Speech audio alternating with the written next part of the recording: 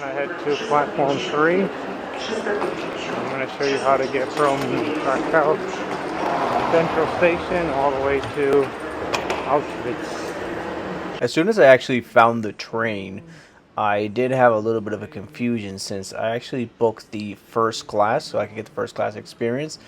I did not know that the same wagon that you get on for the first class is the same one where the dining wagon is. So I was a little confused at the moment, and I didn't figure it out until actually I got inside, and then actually one of the attendants that was there was actually able to tell me that I was actually at the right place. So if that does happen to you, it is normal. You do have to go through the dining car to access the first class.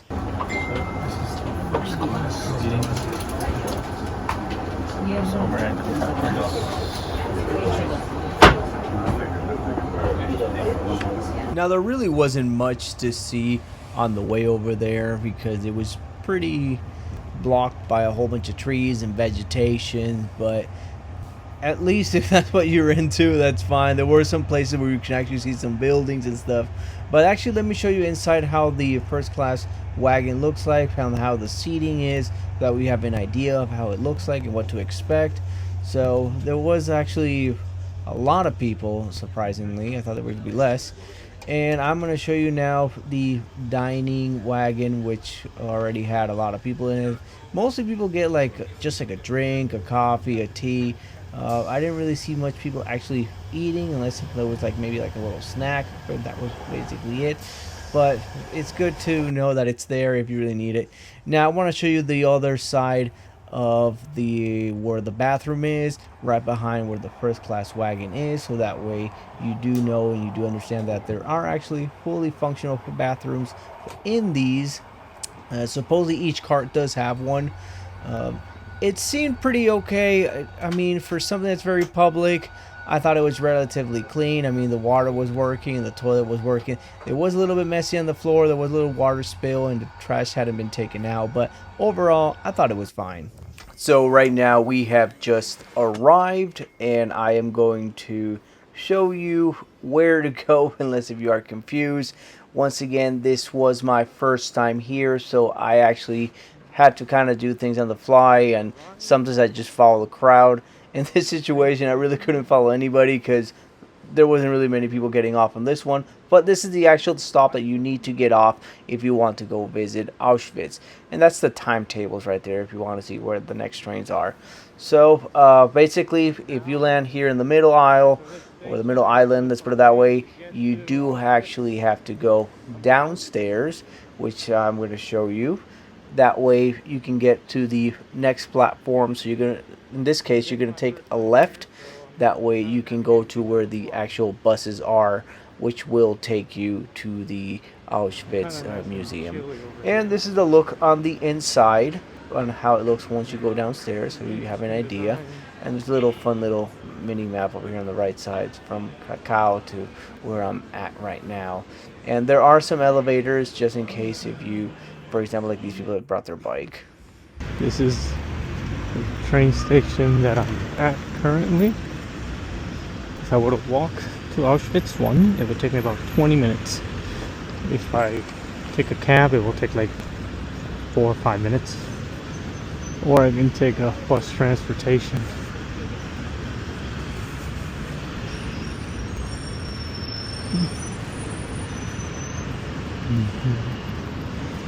So this is the M line. This is where the bus stops to drop people off and to pick people up. This is line M. So I actually bought a ticket. I had 4 minutes, so I used the machine inside, which also has a couple of languages. And now I'm headed to Auschwitz 1. So this is the M line. This is the bus. This works only seasonal, as far as I know, as far as I read. Now I'm kind of just following the crowd a bit because I'm not 100% sure where to fully go.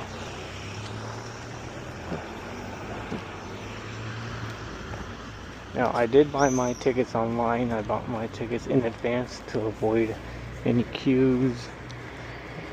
Now, since I'm supposed to be with like a group, I'm not entirely certain where this group is. They just said to meet at the monument.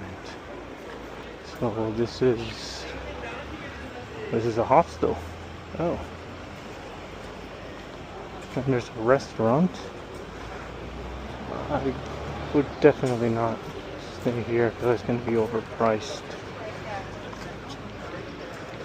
But let's go here. Oh, there are restrooms over there. Those are the paid restrooms, and as far as I know, there are restrooms inside as well that are free with your ticket. There's really not much of a place to ask people for help from the looks of it. Because I've seen a lot of other people kind of confused. Well, there is a luggage storage space over there. Fortunately for me, I brought a small luggage, so I wouldn't have to deal with that, since you're not allowed to bring large luggages inside the museum. Alright, so I can say that I finally made it. This is the entrance, so I'm going to wait for my time to go in, and then I'll go ahead and start filming inside and take a couple of pictures and give a review on it. So there's one bus stop, and one stop only, which is over there. And from there, if you make it during the day, during the season, you can take the M train to get here. Or you can take the M train to get back. Well, if you're a little confused, there is a map here.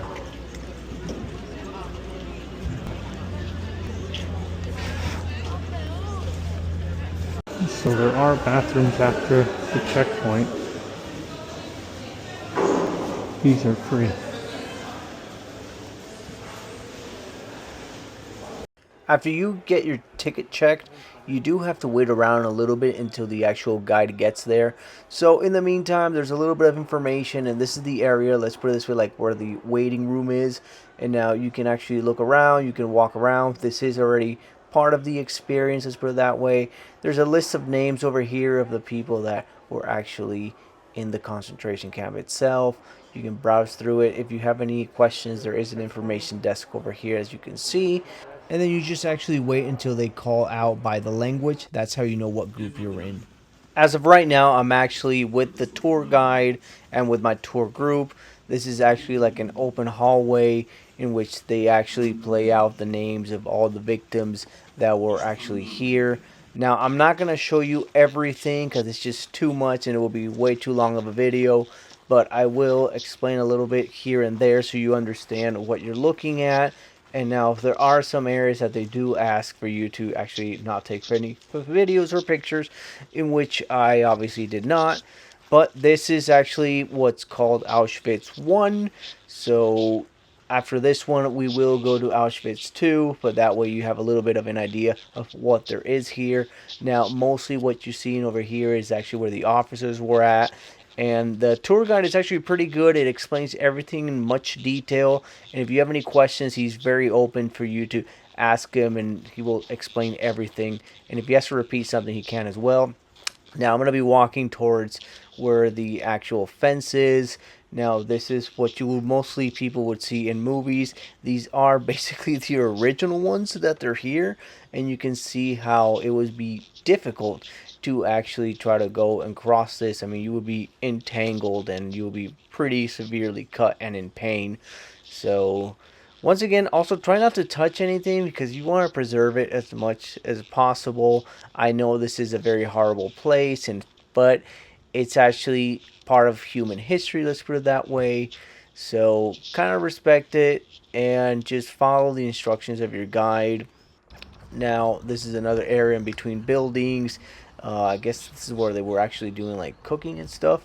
But there are some areas where you would see there would be like a flat wall, and that's where they would actually execute a lot of people. Now, this right here is a lot of the luggages of people would come with, and they had just no idea what was actually going to happen inside, but they were pretty much deprived from all the belongings. They would take everything. You will see a lot of shoes, a lot of other items that they have left through the actual whole tour. Right now, I am entering one of the only gas chambers left. So the other ones were actually destroyed, and this is the one that we were actually able to go through, and we were actually able to see. It is very difficult at sometimes a point to know that the things that happen in these, but it's good to actually expand your knowledge and actually see things with your own eyes and actually experience it, so you know what others had to go through. So here we are at Auschwitz II.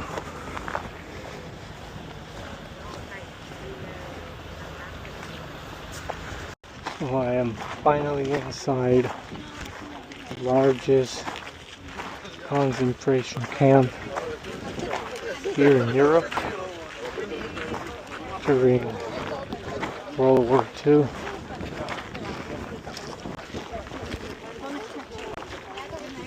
It's impressive how a lot of it still stands and has been preserved. Some things have been rebuilt to actually showcase how it was a little more accurate. So as we continue the actual tour to Auschwitz II, after taking a minibus, the tour guide was actually able to show us, specifically this one was the women's quarters. So we are about to see more or less the living conditions of the people. Now let me tell you that it was hot during the summer when I went, and I can only imagine being in here so long for hours that it would just be boiling inside. It's horrible conditions, honestly. So this is where everybody would sleep, all crammed up, like in the top bunk, the middle bunk, just on those flat boards. I took a moment right now to take a selfie for my memories. I know I'm going to get criticized about that, but it's actually something that I wanted to do for me to remember this place as well. And I'm going to show you more over here. It was said that those that were really sick were basically put on the bottom, basically on the floor, and those that still had the strength, they would actually be able to get on the middle one and on the top one. But still very cramped. It was not a joyful place to actually even try to take a rest. As of this point right now, the tour has actually ended. You do get back on these minibuses that will take you back to Auschwitz I, and then from there you go whichever direction you would go to. Now I know this was a very small and short tour, but the idea is that you come here and look at it yourself, but at least you have an idea what to expect and what you will be looking at, and do get the tour guide. I did do a small mistake, which is if you want to take the M train, if you want to take the M bus, it's actually over here on this side. So it's not the one that I mentioned, but actually the one that's over here. That's where you go. Look for the big M on it. And most likely you will see people there too. Once again, you can buy your ticket either in the actual bus itself, or you can buy it at the kiosk. Oh, this is the M one. Unfortunate to board the last one. So this is the M line. This is where the bus stops to drop people off and to pick people up. This is line M. So this is a train station here, right before you come to see Auschwitz. It's very small, but there is a place to eat, grab a bite, and there is some restrooms inside and a ticketing area. So I need to get on that train right there, so I can go back to Kraków. It says right there where I'm sitting at, so I'll have to go to platform 2. pretty much go down through here and then I'll pop out on the other side. So mostly on this trip I've been showing you first class seating, so this time I'm gonna go ahead and get a second class seat, and I will show you what second class basically looks like.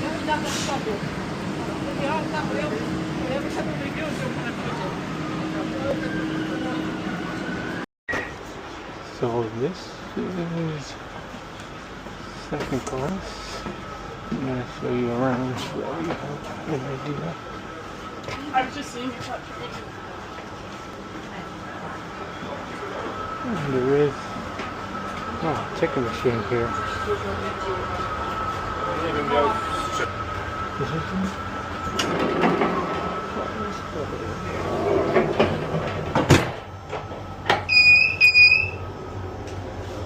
Seems that this one is actually quite bigger. Impressive. Alright. So if you did enjoy this video, don't forget to like and subscribe here only on The Richter Show. See you on the next tour review. Shout out to the host of the Richter. This the Richter Show. The Richter Show.